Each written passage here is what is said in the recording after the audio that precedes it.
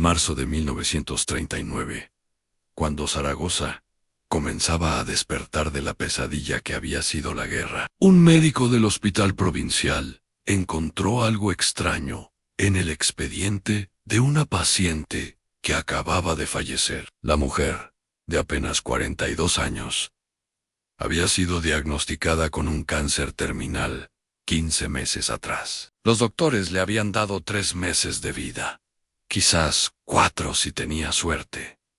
Pero había vivido 15, y no solo había vivido. Según las últimas anotaciones médicas, en sus últimas semanas parecía una persona completamente distinta a la mujer, desesperada y consumida, que había ingresado al hospital. En diciembre de 1937, algo había ocurrido, algo que los médicos no podían explicar con ciencia, pero que estaba registrado en cada página de aquel expediente. Esta es la historia de Amparo y Gabriel, y de cómo el amor puede obrar milagros que ningún bisturí podría realizar. Diciembre de 1937. Amparo Herrera recibió la noticia en una consulta fría y mal iluminada del Hospital Provincial de Zaragoza. El doctor había sido directo, sin rodeos, porque en aquellos tiempos no había espacio para delicadezas. Cáncer de estómago avanzado, inoperable en 3 meses, quizás 4. Lo sentimos mucho, señora Herrera. Amparo salió de aquella consulta caminando como si sus piernas no le pertenecieran. Tenía 41 años. No tenía hijos. Su marido, Gabriel, trabajaba como carpintero en un taller que apenas sobrevivía a la escasez de la guerra. Habían pasado 19 años juntos. 19 años de una vida sencilla, sin lujos, pero sin miserias, construida sobre la certeza tranquila de que envejecerían juntos. Y ahora, esa certeza se había roto en pedazos. Amparo no le dijo nada a Gabriel esa noche, ni la siguiente, ni la siguiente. Durante 2 semanas, guardó el diagnóstico, como quien guarda un veneno en el bolsillo, sintiendo su peso constantemente, pero sin atreverse a sacarlo a la luz, porque decirlo en voz alta significaría hacerlo real. Y Amparo todavía no estaba lista para eso. Pero el cuerpo no miente. Los dolores comenzaron a intensificarse. El apetito desapareció. Amparo adelgazaba a un ritmo que asustaba incluso a los vecinos. Gabriel, que la conocía mejor que a sí mismo, sabía que algo terrible estaba ocurriendo. Una noche de enero de 1938, después de cenar en silencio, la tomó de las manos y le preguntó con voz temblorosa: ¿Qué es lo que no me estás diciendo? Amparo no pudo seguir mintiéndole. Rompió a llorar y le contó todo. El diagnóstico, el pronóstico, los 3 meses que le quedaban. Gabriel escuchó sin interrumpir.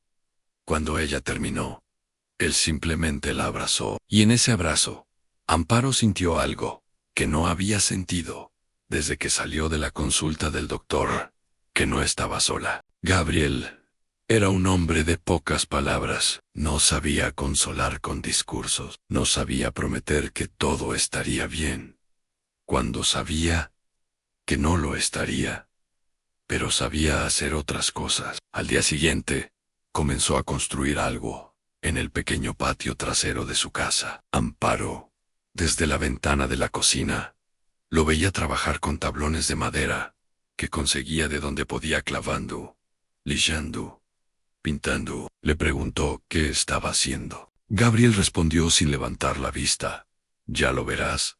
Tardó 3 semanas en terminarlo. Era un pequeño invernadero. No era perfecto. Las maderas estaban torcidas en algunos lugares.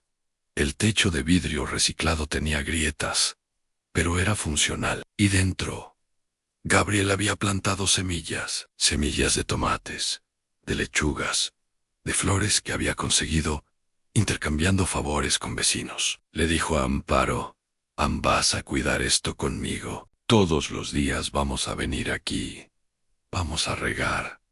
Vamos a ver crecer algo. Porque mientras algo crezca, hay vida en Amparo. No entendió al principio por qué Gabriel hacía eso. Ella tenía 3 meses de vida. ¿Qué sentido tenía plantar semillas que no vería florecer? Pero Gabriel insistió, y porque amaba a Gabriel más que a nada en el mundo, Amparo aceptó. Cada mañana, antes de que Gabriel se fuera al taller, los dos salían al invernadero, regaban las plantas, hablaban, a veces, sobre cosas sin importancia, a veces, sobre cosas profundas. Gabriel le hacía preguntas sobre su infancia, sobre recuerdos que nunca antes habían tenido tiempo de compartir. Le preguntaba qué habría querido hacer si hubiera tenido otra vida. Le preguntaba cuál era su recuerdo más feliz. Y mientras hablaban, las plantas comenzaban a brotar. Amparo comenzó a notar algo extraño. Los dolores seguían ahí, pero ya no la consumían tanto. No porque hubieran disminuido en intensidad, sino porque su mente estaba ocupada en otras cosas. En ver si el tomate que habían plantado 3 días atrás ya mostraba señales de vida. En preguntarse si las flores que Gabriel había prometido, que serían rojas, saldrían realmente rojas. En pensar que le contaría a Gabriel esa noche sobre el recuerdo que él le había pedido que recordara. Los 3 meses pasaron. Amparo seguía viva. El doctor la citó al hospital. Hizo exámenes. Revisó los resultados. Con el ceño fruncido. El cáncer seguía y ya no había retrocedido, pero tampoco había avanzado al ritmo que debería. Amparo estaba débil, muy débil, pero no estaba muriendo al ritmo que la ciencia predecía. El doctor no tenía explicación. Le dijo que quizás su cuerpo era más fuerte de lo que pensaban. Le dijo que regresara en un mes. Gabriel, cuando se enteró, simplemente asintió y dijo: entonces plantaremos más semillas, Ann. Y lo hicieron. Cada mes que pasaba, cada pronóstico que Amparo superaba, Gabriel plantaba algo nuevo. An calabazas, an pimientos, albahaca.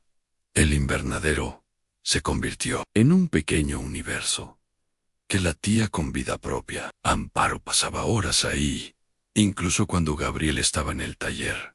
Hablaba con las plantas, les contaba historias, les pedía que crecieran un poco más. Y ellas crecían. Pero no era solo el invernadero lo que mantenía a Amparo viva. Era lo que Gabriel hacía cada noche, antes de dormir. Se sentaba en el borde de la cama y le leía. Gabriel no era un hombre educado. Había aprendido a leer de adulto, con dificultad, y todavía tartamudeaba con palabras largas. Pero cada noche, sin falta, abría un libro que había tomado prestado de la biblioteca municipal, y le leía a Amparo poemas, cuentos, novelas. No importaba qué. Lo que importaba era su voz, esa voz ronca y lenta, que arrullaba a Amparo hasta hacerla olvidar, aunque fuera por unos minutos, que estaba enferma. Gabriel también comenzó a llevarla a lugares, pequeñas excursiones, que no forzaran demasiado su cuerpo débil. Al río Ebro, a ver el atardecer, a la Basílica del Pilar, solo para sentarse en un banco y mirar la luz que entraba por las vidrieras, a la plaza del mercado para comprar una manzana y comérsela juntos en silencio. Cada salida era una pequeña victoria. Cada día que Amparo respiraba era un día que la ciencia había dicho que no tendría. Los vecinos comenzaron a hablar. Decían que era un milagro. Decían que Amparo había sido tocada por algo divino. Algunos venían a visitarla para pedirle que rezara por ellos, como si su supervivencia la hubiera convertido en una especie de santa. Amparo los recibía con amabilidad, pero siempre decía lo mismo. No es un milagro, es Gabriel. Porque Amparo sabía la verdad. Sabía que el cáncer seguía ahí. Sabía que cada día le costaba más respirar, más comer, más moverse. Sabía que estaba muriendo, pero también sabía algo más. Sabía que Gabriel le había dado algo que ningún médico podría recetar. Alguna razón para seguir despertando, no por ella misma, porque hacía tiempo que había aceptado su destino, sino por él, por no dejarlo solo, por ver una planta más florecer, por escuchar una página más de cualquier libro que Gabriel leyera con su voz torpe y amorosa. En diciembre de 1938, exactamente un año después de haber recibido el diagnóstico, Amparo seguía viva. Los doctores estaban perplejos. Hablaban de remisión espontánea, de errores en el diagnóstico inicial, de variables que no habían considerado. Pero Amparo sabía que no era nada de eso. El cáncer estaba ahí. Lo sentía, pero algo más fuerte que el cáncer también estaba ahí. Y ese algo se llamaba amor. Amparo comenzó a escribir cartas para Gabriel. Cartas que escondía en lugares secretos de la casa, dentro de libros, detrás de cuadros, en el fondo de cajones. Cartas que decían cosas que no se atrevía a decir en voz alta, porque hacerlo significaría admitir que el final estaba cerca. Cartas que decían: gracias por cada mañana en el invernadero. Gracias por leerme cada noche, aunque te duela la garganta. Gracias por hacerme sentir viva, cuando ya debería estar muerta. Gracias por amarme no a pesar de mi enfermedad, sino a través de ella. En febrero de 1939, 15 meses después del diagnóstico, Amparo comenzó a deteriorarse rápidamente. Ya no podía caminar sola. Apenas podía comer. Pasaba la mayor parte del día en cama, con Gabriel sentado a su lado, sosteniéndole la mano, leyéndole, aunque ella apenas pudiera mantener los ojos abiertos. Los doctores dijeron que era cuestión de días, quizás horas. Gabriel dejó de ir al taller. No se movió de su lado. Le hablaba constantemente. Le contaba historias de cuando se conocieron. Le recordaba cada momento feliz que habían vivido. Le describía el invernadero, como las flores que habían plantado juntos. Estaban a punto de florecer. Le prometía que las cuidaría por ella, que cada vez que las viera, pensaría en ella. Amparo murió una madrugada de marzo de 1939, con la mano de Gabriel entre las suyas, mientras él le susurraba al oído que la amaba. Había vivido 15 meses desde el diagnóstico, 4 veces más de lo que la ciencia había predicho. Los doctores escribieron en su expediente en supervivencia anómala, causa desconocida. Pero Gabriel sabía la causa, y Amparo también la había sabido. Después del entierro, Gabriel regresó a la casa vacía. Durante días, no supo qué hacer consigo mismo. El silencio era ensordecedor. La ausencia de Amparo llenaba cada rincón. Pero entonces recordó el invernadero. Salió al patio trasero y lo encontró lleno de vida. Las flores que habían plantado juntos estaban floreciendo, rojas, como Gabriel había prometido. Y entre las flores, Gabriel encontró algo. Un sobre, con su nombre escrito en la letra temblorosa de Amparo. Dentro había una carta, la primera de muchas que encontraría en los meses siguientes. La carta decía: Gabriel, amor mío, si estás leyendo esto, es porque ya no estoy. Quiero que sepas algo. Los doctores me dijeron que tenía 3 meses. Viví 15, y cada uno de esos meses extra fue un regalo que tú me diste. No me salvaste del cáncer, me salvaste de algo peor. Me salvaste del miedo, me salvaste de la desesperación, me salvaste de morir sola y asustada. Me diste una razón para abrir los ojos cada mañana, y esa razón fuiste tú. No llores mucho por mí.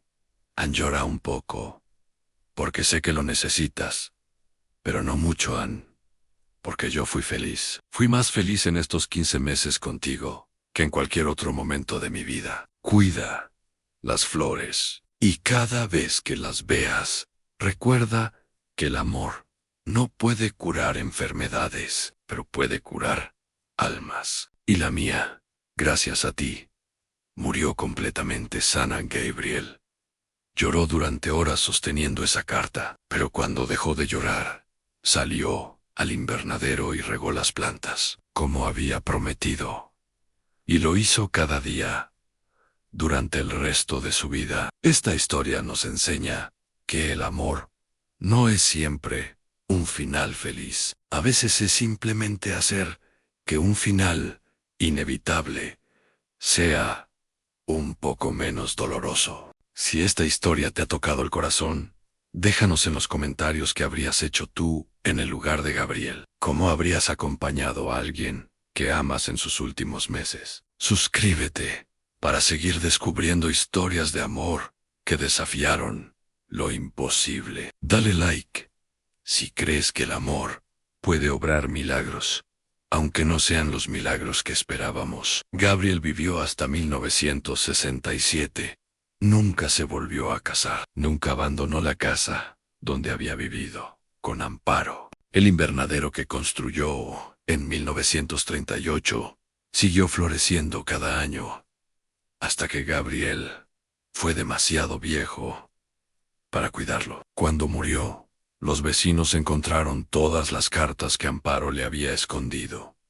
27 cartas en total, una por cada mes que habían pasado juntos desde el diagnóstico. Gabriel las había guardado todas en una caja de madera que él mismo había tallado. En la tapa de la caja había grabado una frase: el amor no cura enfermedades, cura almas. Los nietos de los vecinos de Gabriel todavía cuentan su historia. Todavía hablan del carpintero silencioso que plantó flores para su esposa moribunda. Todavía dicen que el amor puede hacer milagros.